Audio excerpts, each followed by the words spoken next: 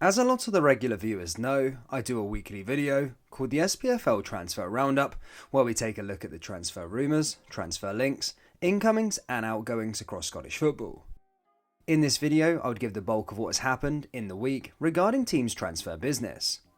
The reason for today's video, over the last couple of days, there has been a lot of news regarding departures and potential arrivals with Rangers, and this information would be redundant by the time next week's episode would come out. So in today's video, I'm going to go over some of the headlines and provide you with a mini Rangers transfer roundup. So first things first, and that is the news you will all know by now, and that is that Nathan Patterson has completed a permanent move to Everton for £12 million with £4 million in add-ons. Again, I won't go into too much detail about this, as you already know all about it. Yesterday, reports also came out that Rangers had rejected a £2 million bid from Premier League side Watford for Croatian left-back Borna Barisic.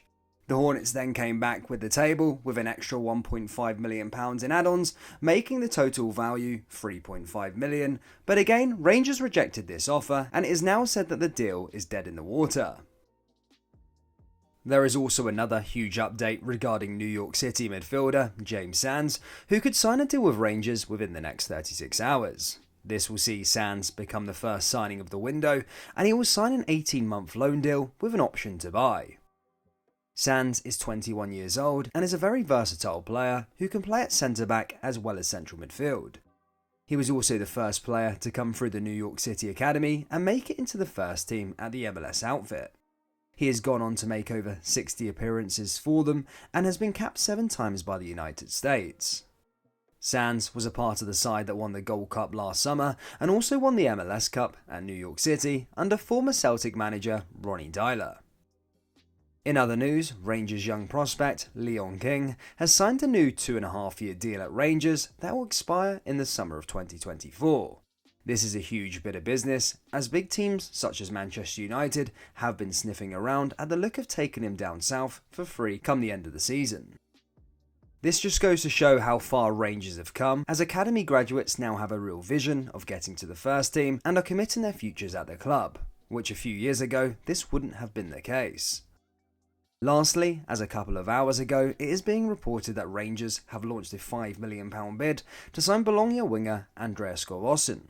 Kovasin has been out of favour in Italy and is garnering interest from clubs such as Rangers, Copenhagen and Hertha Berlin.